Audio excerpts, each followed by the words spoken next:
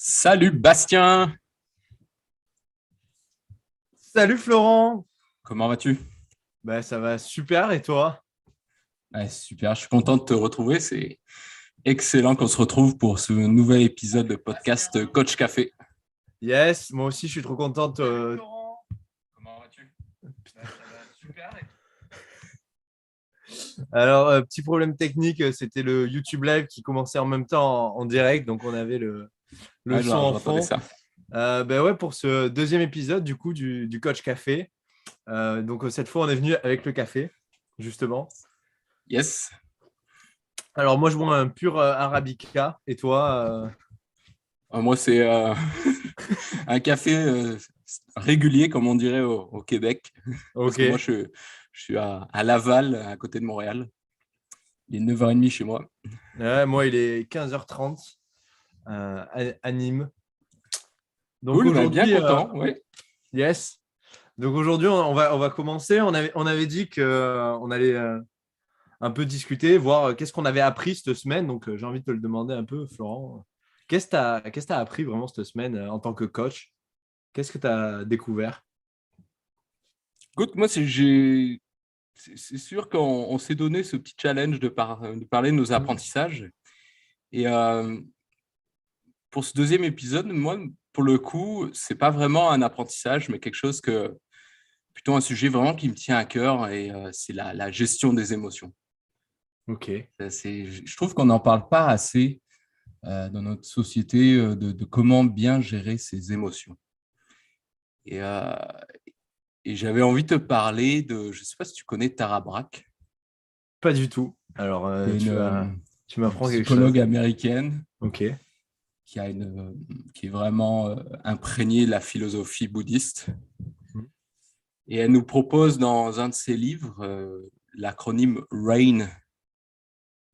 Je ne sais pas Ok. si tu connais, Je connais pas du tout. pour justement mieux gérer ses émotions. Alors, c'est quoi l'acronyme RAIN? Justement, RAIN, alors le R, c'est pour recognize ou reconnaître. Ok. Donc, imaginons, voilà, tu as une émotion assez forte, de la colère, de la tristesse. Et pour mieux la gérer, déjà, il faut la reconnaître, Hmm. Ouais. d'être Première étape, plus, ouais, c'est ça. c'est C'est ça, d'être plus conscient. d'observer. Ok. Exactement.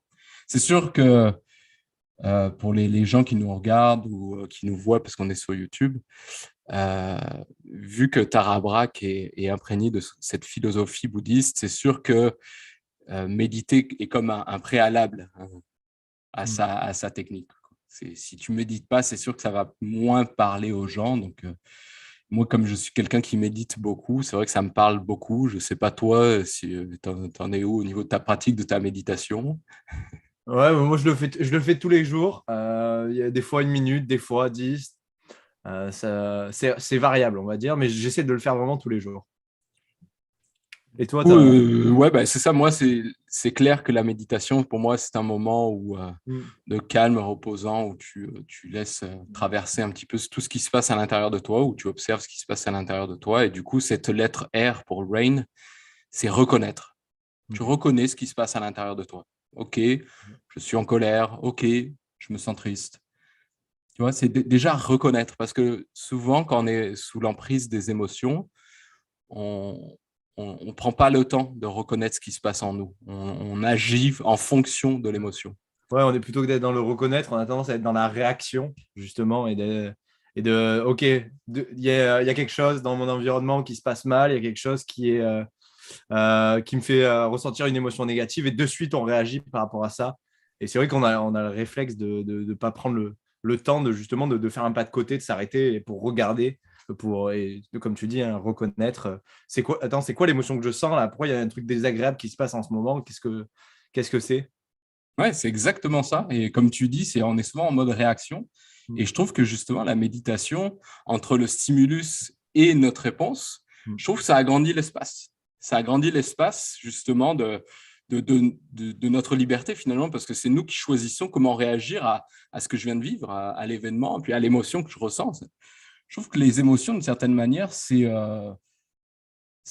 des signaux, Mm. disons, biologiques. C'est important de reconnaître, comme on dit, de reconnaître qu'ils sont là. Mais on n'est pas obligé d'y obéir, en fait. Mm.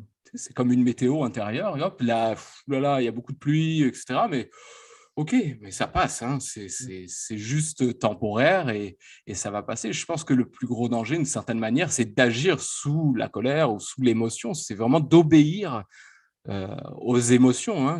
Pour moi, c'est des mauvais guides. Je sais pas, qu'est-ce que tu en penses, toi? Ouais. Ouais, c'est pas parce que tu ressens de la colère que tu es obligé d'être en colère.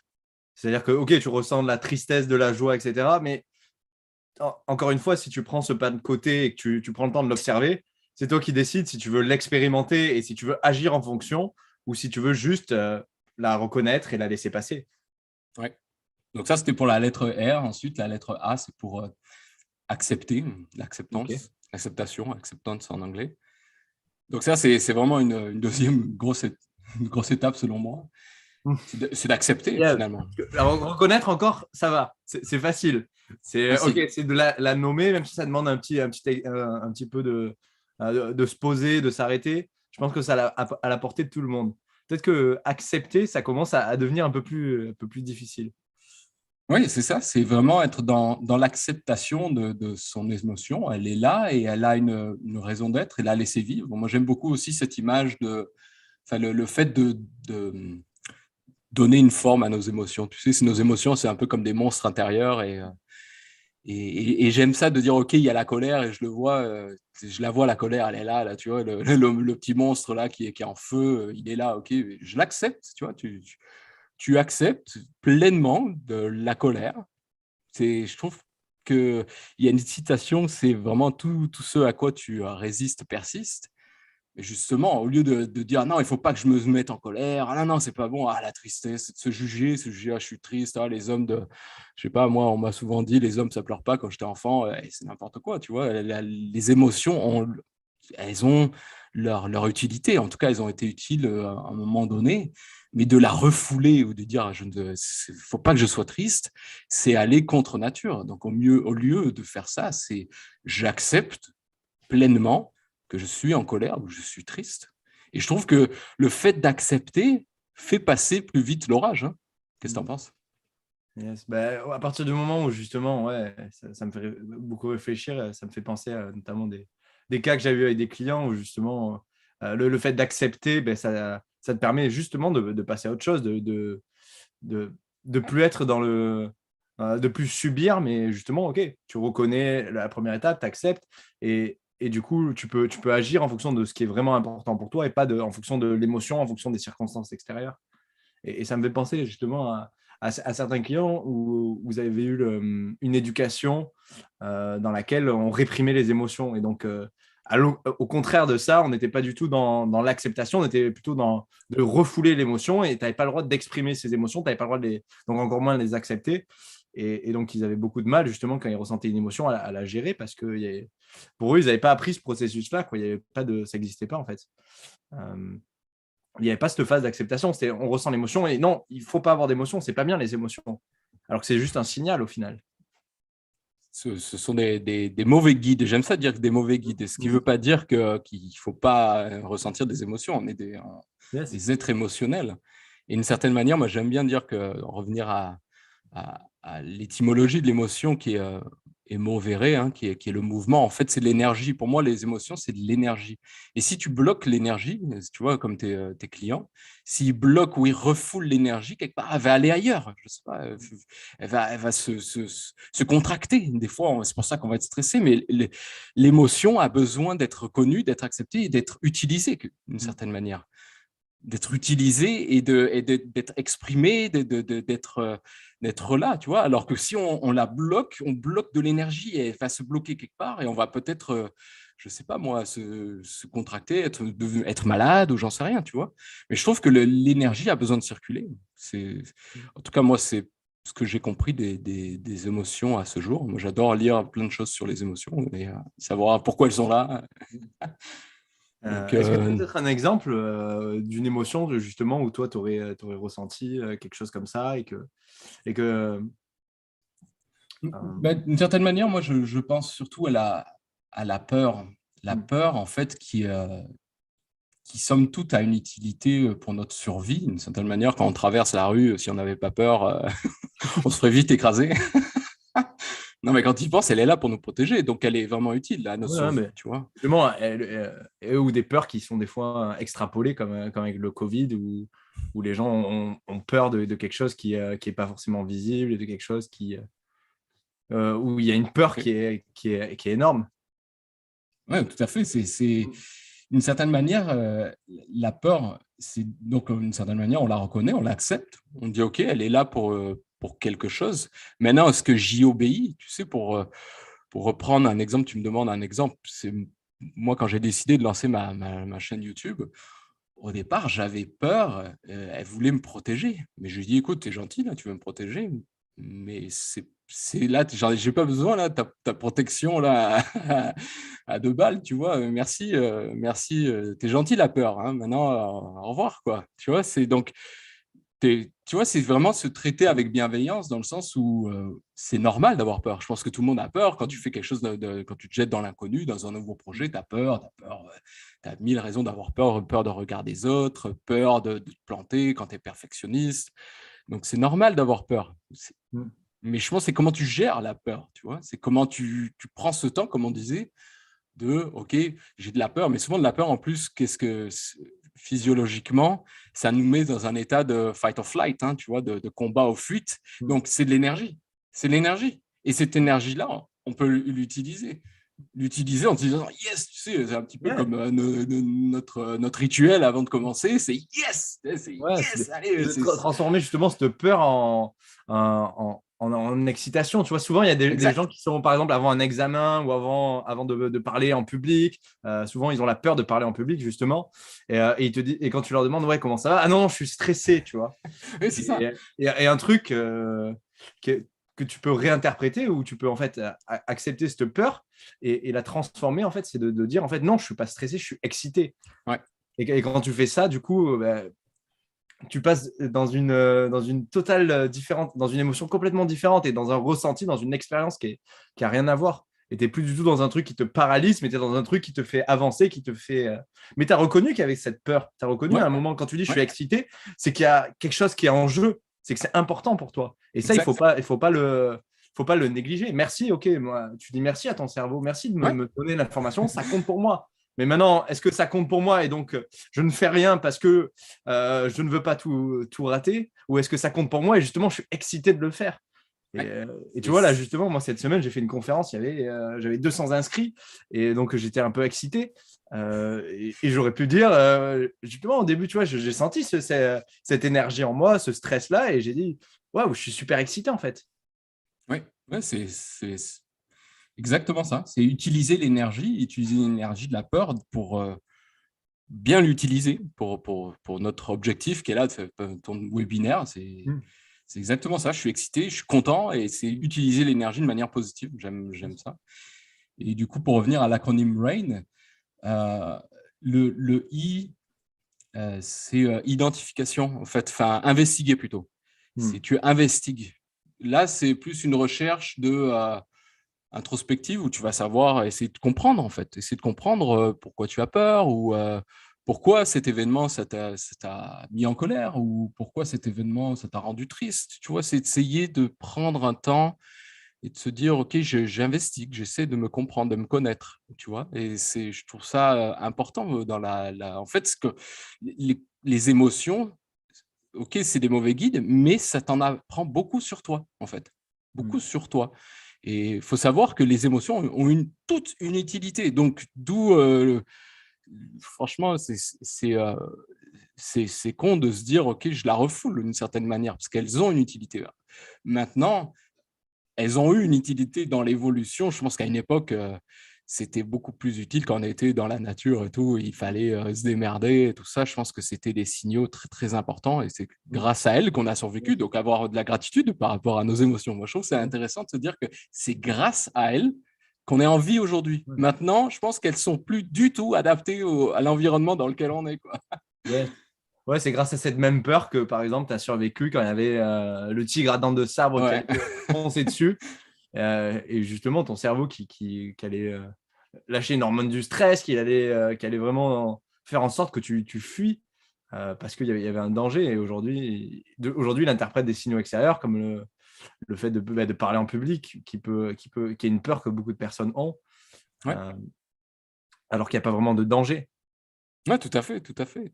Donc c'est vrai que pour revenir sur le i d'investiguer, ça c'est propre à chacun, tu vois, de se demander qu'est-ce qui fait que cet événement m'a rendu triste, tu vois, ou qu'est-ce qui fait que là j'ai peur. Après, c'est inné, hein, je pense que la peur de parler devant des gens, elle est instinctive, hein, Ouais, c'est la peur d'être rejeté, en fait. C'est la peur du groupe. Ouais, c'est ça. d'être vraiment viré du groupe, de te dire ah non, ce que j'ai dit, c'était pas bien, plus personne ne m'aime, plus personne veut de moi. Ouais, c'est ça, c'est reconnaître, mais pas y obéir, en fait. C'est ça, hein, je trouve que la peur, ok, tu es là, merci, mais on va. Voilà, tu vas aller, tu retournes là dans ta caverne, là, tu sais, merci la peur, là, le petit monstre de. Et la dernière lettre, c'est le N, donc le rain, le N, c'est la non-identification. Parce que souvent, ce qu'on fait, c'est qu'on dit je suis en colère. Souvent, on s'identifie à notre colère. Et c'est important de se répéter que nous ne sommes pas nos émotions. Bastien n'est pas la colère. Bastien n'est pas la tristesse. Florent n'est pas la joie. Ou, tu vois, c'est juste des météos. Moi, j'aime ça dire que les émotions, c'est comme une météo qui nous traverse. Ok, donc comment tu fais pour le formuler justement? Tu dirais je ressens ça? Tu Oui, dirais exactement. je ressens de la colère, je ressens de la joie, mais je ne suis pas en colère. Ouais, j'observe que je suis en colère. Non, c'est que j'observe effectivement que je ressens. Tu vois, on a Ouais. tous ce tic de langage de dire je suis joyeux, sauf que c'est un état qui est non permanent en plus, hein. Quand tu regardes, tu vois, tu es joyeux, puis ça passe. Hmm. Tu es triste, ça passe. Tu vois. Et plus tu vas justement reconnaître, accepter, plus elle va se dissiper, surtout pour les émotions négatives, hein, parce que c'est vrai qu'on a cette tendance à rejeter les émotions négatives, parce que comme c'est négatif ou désagréable, j'aime pas trop dire que c'est négatif, moi je préfère dire que c'est des émotions désagréables. Quand on est en colère, c'est pas agréable, ou quand on est triste, c'est pas agréable. Et donc du coup, on essaye d'éviter à tout prix. D'une certaine manière, tu sais, on se dit c'est juste de la pluie, ça va passer, quoi. Donc oui, j'aime beaucoup quand tu dis je ressens de la tristesse, plutôt que de dire je suis triste. Yes. Et ça nous permet de nous détacher finalement, ne pas s'identifier. Je ne suis pas la colère. Et je me. Ok, parce que d'une certaine manière, surtout dans la philosophie bouddhiste, moi j'ai lu un livre justement qui traitait de la colère, que de la colère, et de se dire, ok, est-ce qu'il y a une seule fois dans ta vie quand tu as agi sous l'effet de la colère? Est-ce qu'il y a une fois ça a donné à une expérience positive, honnêtement? Réponds-moi honnêtement, Bastien. Est-ce que toi, quand tu as agi sous la colère, ça a donné quelque chose de positif? Franchement, j'ai rien qui vient pour l'instant. Je pense que c'est bon signe. Je peux chercher et je te donne la réponse la semaine prochaine. Ouais, c'est ça, c'est ça. Et c'est là où tu te rends compte que obéir à la colère, agir sous la colère, se mettre en colère, ça n'a rien de bon. Et donc, d'où le fait de cultiver cette observation de nous-mêmes grâce à la méditation, tu vois, et de se dire, je vois que la colère est là, c'est bien. Je me souviens que quand je me mets en colère et que la colère est là, j'agis pas d'une manière très, c'est très rationnel et je fais souvent des choses que je regrette. Donc je vais laisser passer, j'accepte, je laisse passer, tu vois. Okay. Et hop, c'est bon. Ça me permet d'éviter des choses, de faire des choses que je regrette, tu vois. Donc, mais c'est tout un travail, hein, parce que quand le cerveau émotionnel, en fait, est beaucoup plus rapide que le cerveau rationnel. Et c'est Yes. ça qui est d'une certaine manière aujourd'hui, qu'on agit plus facilement sous les émotions. Tu vois, on réagit très vite. Les émotions, c'est hyper rapide, hein. Je ne sais pas, toi, quand tu es pris d'une émotion, moi, je ne réfléchis plus, hein. C'est ça Ouais, qui est c'est en difficile. un instant, ça passe en une seconde. Ouais, Une dizaine. on est sous l'emprise d'un seul coup et tu sais pas, quand tu as peur, là, hop, des fois tu freezes aussi, hein, parce qu'il y a fight or flight ou freeze, genre tu es paralysé là, par la peur et ton cerveau rationnel est comme anesthésié, tu vois. Donc voilà, pour moi, j'avais envie de te parler de ça parce que je trouvais vraiment intéressant Rain. Donc, pour Moi, si tu peux Pour nous résumer du coup les quatre. les 4 lettres, du coup, donc c'est R pour reconnaître. Mhm. On reconnaît qu'on vit une émotion. Ensuite, le A pour accepter. On accepte. On ne se juge pas, hein, c'est le non-jugement, hein, qui est un des piliers de la pleine conscience. Le I, on investigue, on cherche à comprendre pourquoi. Qu'est-ce qui fait que je suis en colère? Donc, ça permet aussi de désamorcer la colère. Et le N, la non-identification. Je ne suis pas ma colère. Ce n'est pas ce qui me définit. Je suis une personne, un être humain. Oui, je vis des expériences et à travers ces expériences, j'ai des émotions, mais ce n'est pas ça qui me définit en tant que personne. Donc voilà, moi, je trouve que ça m'a beaucoup aidé, moi, dans mon cheminement de pratiquer la méthode RAIN. Ok. Ben, c'est une super méthode, en tout cas, Florent. Merci de l'avoir partagé cette semaine. Ouais, bah, merci à toi là, pour la conversation autour d'un petit café. Voilà. Et on se dit du coup à la semaine prochaine pour un autre épisode de Coach Café. Ça marche. Je te remercie, Bastien. Allez, salut Florent, à Salut. plus. Ciao.